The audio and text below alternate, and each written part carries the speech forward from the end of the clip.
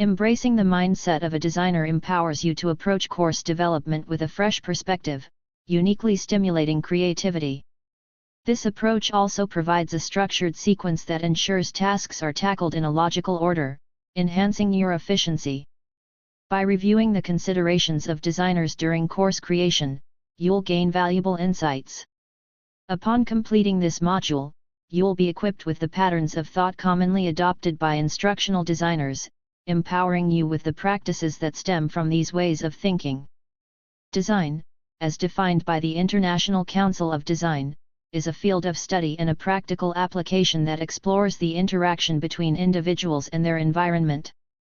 It encompasses both theoretical aspects, which look into this interaction, and practical aspects, which equip us with tools, techniques, and best practices for effective design.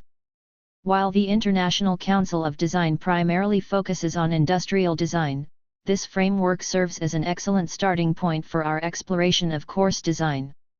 Design can be seen as creativity operating within constraints. Industrial design, for instance, finds its constraints in the intended uses for the products, available materials, manufacturing technologies, and cost. Similarly, in-course design faces constraints such as delivery mode choices, instructor characteristics, student profiles, content, and development resources. Some of these constraints may pose obstacles, while others can be seen as opportunities. In both cases, the designer's creativity makes the difference, enabling them to navigate these constraints innovatively. That said, when creativity is unfocused, it can lead down paths that are not productive or that are off-topic. That is why understanding the constraints under which you are designing is helpful. Anyone who designs more than a few courses will eventually, and often unintentionally, create a sequence of steps. In some cases, these sequences are less than optimum because the order or processes are not always the most efficient way of doing things. When you begin to think as a designer, you will intentionally review the sequence of steps you follow, and you will purposefully evaluate the effectiveness of this sequence, improving it over time. Designers also seek to learn about and use sequences, processes, and procedures that have been identified and developed by others. Next is an example of a course design and development sequence that is used here at Jackson College. We begin with connecting with the stakeholders, subject matter experts, and instructional designers to ensure main details are understood. Then the instructor gathers existing information pertinent to the course, such as the course description, objectives, past syllabi, and relevant materials. This foundation informs the subsequent design process, especially for course redesigns, where past student data can provide valuable insights. Next, you would align the course outcomes with suitable objectives and assessments. Evaluate existing assessments or create new ones as needed, ensuring they effectively measure the desired outcomes. While not finalizing assessments at this stage, outline their types and envision alternative forms where applicable. Identify and understand the guardrails or guidelines and constraints shaping the course design. Determine the delivery mode, be it face-to-face, online, hybrid, or adaptable for multiple modes, and consider the characteristics of both students and instructors. Tailor the course accordingly, whether for a specific instructor or a diverse teaching team. Outline the course's design and overarching structure, focusing on engagement patterns, interaction types, and communication preferences. This step lays the foundation for the build and development, guiding content creation and activity selection. Proceed to develop and build the course within the chosen structure. This involves setting up the learning management system, crafting content, and organizing materials according to the outlined framework. Conduct thorough reviews of the completed course to ensure quality and alignment with objectives. Begin with a self-review using the designated rubric, followed by peer collaboration for additional feedback. Conclude with an accessibility audit to address any compliance issues. Once the course is ready, you have arrived and are ready to implement with students, expecting to refine and revise it based on their initial experiences. This iterative process allows for continuous improvement and ensures the course evolves to meet student needs effectively. Now that you have learned about a design and development sequence, we can examine some of the considerations and decisions that are part of thinking like a designer at various points in the sequence, as well as some general information that will help you think like a designer. One of the ways to think like a designer is to avoid the most common impulse and practice that most of us have. That is, jump right into the LMS, start with the first session, and start creating. This feels good because it satisfies the desire to get right to the development, and it seems like a good way to engage. The big problem that is caused by this approach is that it generally has the developer thinking about ways to fill time rather than how to ensure that the class results in student success as measured by the assessments. Now, if you have ever developed a class in this way, don't feel too bad about it. Most experienced instructors have an adequate internal construction of what needs to be in a class in their discipline to develop an adequate course experience in this way. Let's now look at a better way to do this. In contrast to the start with the first session approach, designers like to start with the end of the class first. This is sometimes called backwards design. We could also call it an outcomes approach. This would be a good point to review what outcomes mean. An outcome expresses what the course is intended to teach, stated in terms of what a student will know and demonstrate that they are able to do upon completing the course. If the course that is being designed doesn't yet have clear outcomes, the first step should be to develop them. It is also common for outcomes to get revised at this point and even further on in the course design process. With clear outcomes, a designer begins the design process by envisioning how the outcomes will be assessed. This ensures that the assessments are aligned with the stated course outcomes. Then, by designing the assessments early in the process, all of the sessions of the course can be guided by associating learning experiences and activities with elements of the assessments. After ensuring alignment between the course outcomes and the assessments, it is time to begin the design of the course structure and identify the types of learning activities that will work in the course. This is the step in the sequence described above where you identify or stipulate your guidelines and constraints. An example is delivery mode. Accounting for how the course will be delivered is easy to understand. An online class has certain requirements that dictate elements of design that are well understood. Likewise, your choice of learning management system is probably known, so this lets you know what technologies you can use.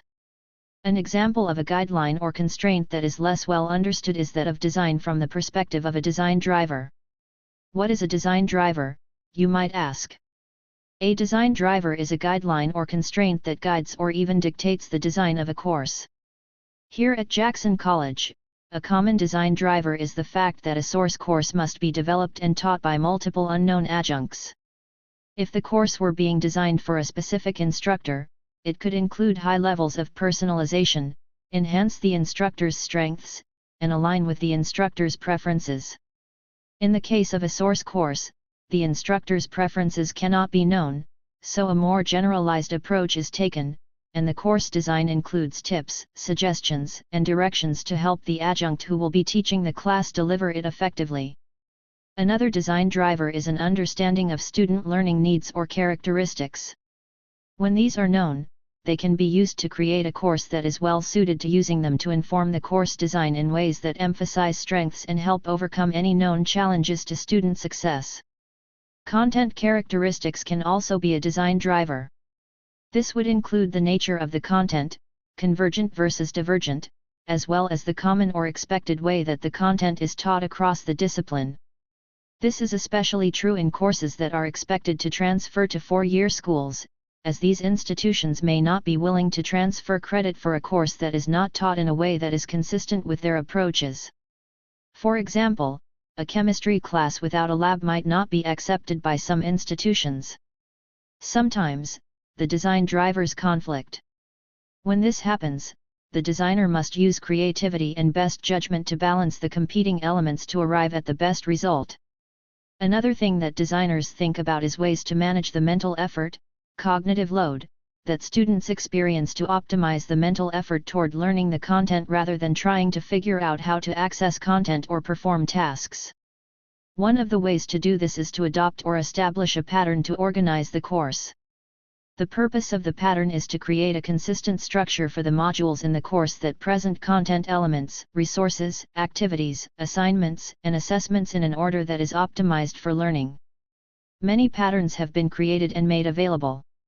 Choose from these or create your own. Along with choosing an organizing structure for modules as part of the big picture design, a designer should begin to establish the types of interactions that will work best given what you know about the delivery mode, the content, your anticipated students, etc. Designers think about 3 types of interactions. Moore, 1989. Interaction between the student and the content they are learning, interactions between the student and the instructor, and interactions between students and other students. Each, of course, is important in its way. In most cases, the interaction between students and the content is the most important part of learning the content. Interactions between students and the instructor are used to help shape the student's growing knowledge of the content, as well as to increase motivation. Interactions between students are useful for ways to work with the content, practice new vocabulary, and try out ideas related to the content, as well as to help students feel more a part of a group activity, which can help some maintain motivation to engage with the course. While each of these 3 types of interaction is common in the course, designers know that not all classes need the same levels of each kind of interaction. Designers think about balancing these 3 types of interactions so that when it is important to build group cohesion, more student-to-student interaction is planned. When higher levels of content interaction are called for, less student-to-student interaction can be designed into the course to permit more mental energy to be available for content interactions. Student-instructor interaction is especially important in the evaluation of student work, especially when this evaluation is focused on helping the student increase their understanding of the content and improving their performance. Student-instructor interaction is also key to helping students maintain motivation. As the process continues, a designer will think about how the course outcomes can be divided into learning objectives. It is these learning objectives that will guide the development of assessments and the design of the learning activities in the course. A learning objective identifies who, the learner, what they will know or be able to do, under what conditions, and to what level of performance. As you can see, the learning objective is much more specific than an outcome, and in practical terms, an outcome contains multiple learning objectives. As you begin thinking like a designer, you should be able to conceptualize the class you are designing in different ways than you might have previously. Instead of thinking about the class as a sequence of dates or sessions, you will be able to understand the design of the class first as a set of outcomes with assessments that measure those outcomes. Then, you can be able to refine your view of each outcome to create objectives or goals that let you consider what types of learning activities will be needed by students to grow from where they are to where they need to be to demonstrate success on the assessments. At this point, it is easy to partition the learning activities into a course structure that fits any reasonable length of semester and begin the development of each designed component. Thinking like a designer will help you be creative within the constraints of the course.